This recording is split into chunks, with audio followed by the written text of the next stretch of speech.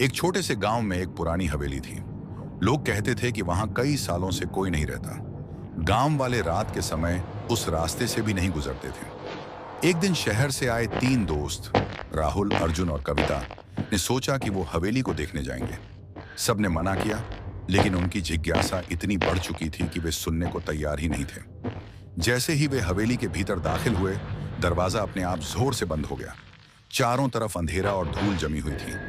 अचानक सीढ़ियों पर किसी औरत के कदमों की आहट गूंज उठी।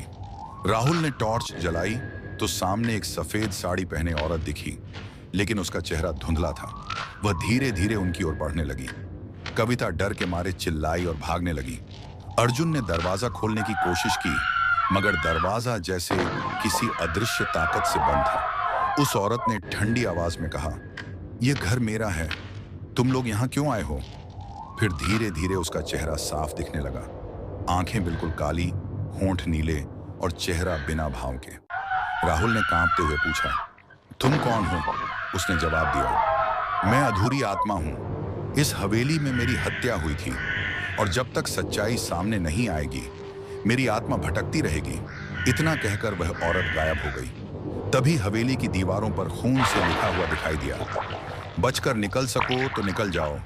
तीनों दोस्त जैसे तैसे खिड़की तोड़कर बाहर निकले।